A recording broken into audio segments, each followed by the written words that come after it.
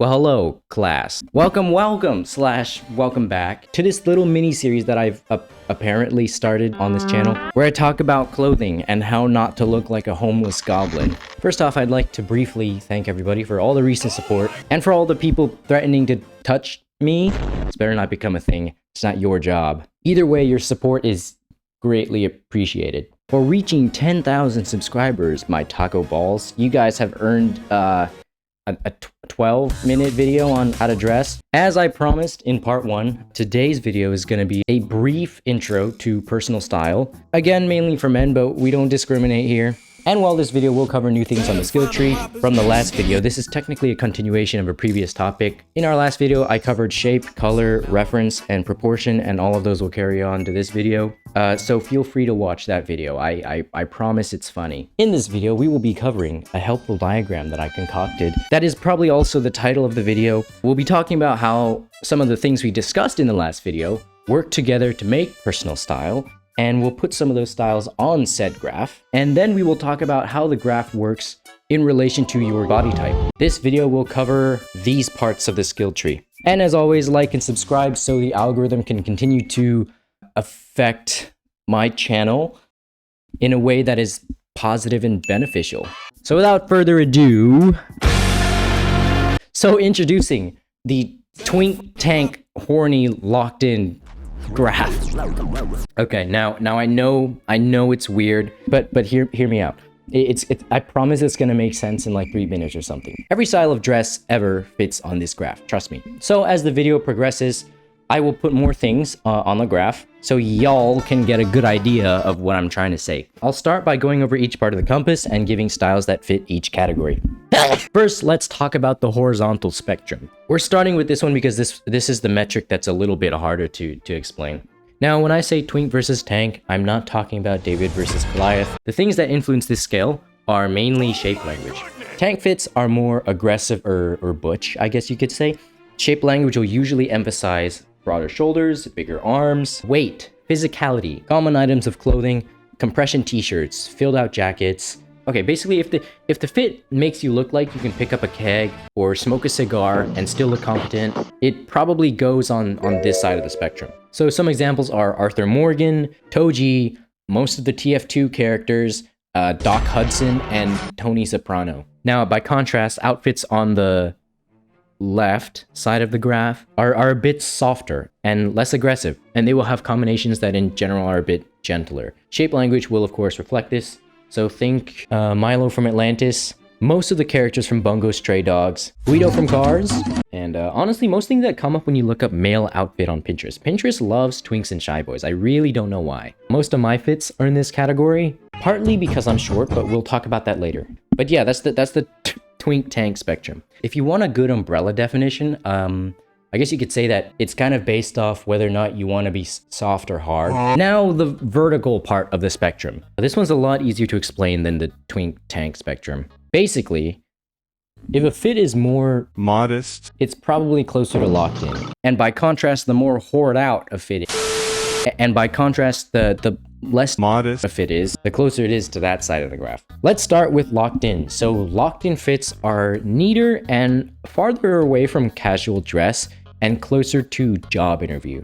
So think jackets, vests, button-ups, suits, academic wear. Examples of locked in fits on both Twinks and Tanks include Milo from Atlantis, Arthur Morgan, Spider Noir, Bob Dylan, and this image of the Joker, this image specifically.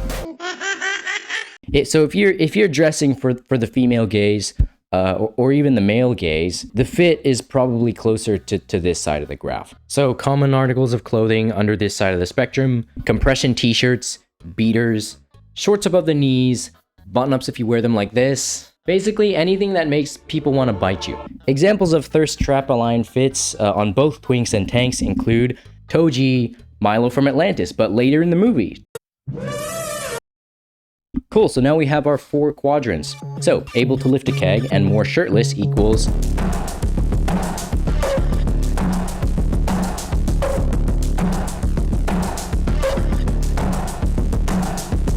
if you look like an art school student and you're more shirtless,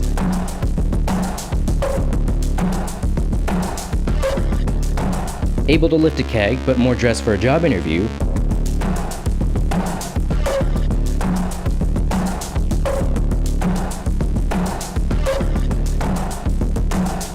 And if it's a bit softer, but you're dressed for a job interview.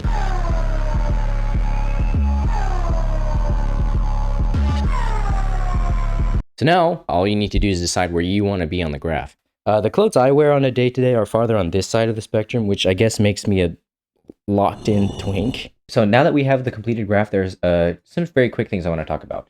This graph does not measure effectiveness of an outfit in any sense at all. It measures style, okay? If I did want to make a graph that measured effectiveness, I would have to make this 3D graph here, where I've got my graph here on the bottom, and this y-axis here would measure effectiveness. And so let's say that we had two outfits that had the same point on the baseline graph, but they could have different effectiveness, which means that one of them could be less effective and one could be more effective. Capiche? Okay, cool. I just want to make that clear because this graph does not measure effectiveness.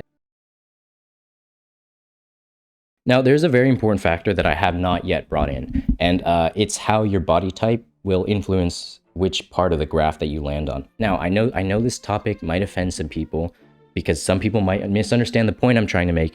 I genuinely believe all body types are playable as long as you dress in a way that flatters yourself. Now, that being said, certain body types are more versatile than others. That is just the truth. But I am not here to talk about fucking fitness level, so get that out of your head. I'm here to present practical advice. Now, for the twink tank measurement, larger builds are automatically going to fall on the tank side of the graph. Now listen to me. I do not mean fat. Please shut up if you're in the comments typing something right now. I just mean larger, okay? So Toji, Don Lee, and this guy all fall on the tank side of the graph. They all have different body types. They're just larger guys. Conversely, slighter builds will lean more towards the twink side. Again, it doesn't matter how lean they are. For example, I will always have a tendency towards that side of the graph simply because that's the way I'm built. I'm a bit shorter and I have shorter limbs. Timothée Chalamet will also have a tendency towards that graph, at least until he bulks up. So because certain body types will tend towards one end of the spectrum, it means two things. Number one, if you want to dress better, it's in your best interest to dress in a way that flatters your body type. Please, I don't know why so many people, especially men, don't do this. And I know for a fucking fact that some of you would be saying the same shit about women. So please shut the fuck up. I already talked about this in my last video, so I'm just gonna play the clip. Silhouette also means that you can take advantage of what you already have, i.e. your physique. Do you have nice shoulders? Then try a large collared shirt or a shirt with a tighter fit. Do you have a more light upper body? Try a baggy shirt instead of a smaller fitting shirt. Do you have a longer neck? You could probably wear a turtleneck and make that shit work. It's really hard to make those shits work. Good clothing choices involves working with the build that you've already got, not against. Cool? Cool. Now the second point, depending on your body type, the exact same outfit could fall on a completely different end of the spectrum. For example, Harvey Specter is a tank and Mike Ross is a twink, but they're both wearing suits. If you want some examples that are closer to real life, look at this guy and this guy. They have basically the same fit, but they fall on different ends of the horizontal spectrum. You get what I'm saying? If you don't, it's okay.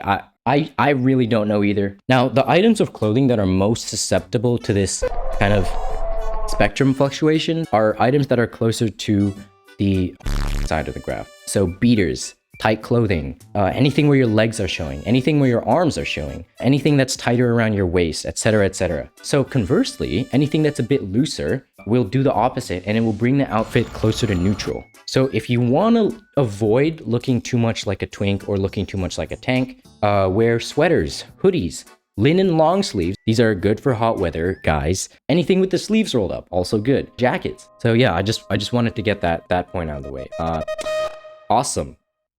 Now let's make the graph a lot more complicated. Is your brain hurting yet? Because mine sure is. But prep those Tylenols, guys, because it's about to get like really crazy in here, guys. Like really crazy. So this is what our graph looks like right now with all the examples I listed. Again, I'm warning you, it's about to get a lot more complicated. So I made a list of men's fashion styles. This is not a list of every style that exists. I just wanted a varied enough list that I could cover the most of the graph. So I'm gonna blast through these really quickly and throw them on the graph just to show what parts of the graph they cover. I'm gonna be really quick because this video is getting long, and also if I go in depth with every style that's on this list, we're gonna be here until the third coming of Christ. Basic Asian fashion. They love collared shirts. There's a lot of emphasis on large shapes, and it's a very broad spectrum. And it's great for twinks or athletic tanks simply because most of East Asia has those builds. Athletic wear. Now, if you've got souvenirs from the gym, this is a great way to show them off. It's good for hot climates, and it's excellent if you still want to be able to BTS out of a motherfucker while still looking fly. Alternative. Okay, this is a very good amount of edgy, in my opinion. It looks really cool if you do it right. Discord bunnies and art school students will absolutely love you, and safety pins and random metal.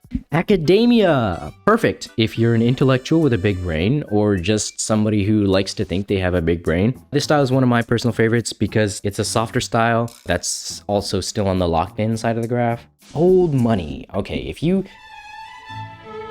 I also love this style because it's like academia for people who are into crypto. Skaterish fashion. This one is great for all kinds of body types. Americans love TS. It's casual, but it's still varied. They love doing the sleeve thing. I don't know what it's called. And denim. They fucking love denim so much. And plaid. And sneakers. Okay, the next one, suits and shit. It's a staple for everybody from twink lawyers to British people with modular cars. And I put this on here simply because suits look good on any body type given that they're tailored well. And finally, Y2K. This is great for parties. Baggy, baggy, baggy, baggy, baggy. It's awesome if you like being a bit bold with color. And chunky shoes. This is also very, very popular in the American frontier. So there's our graph.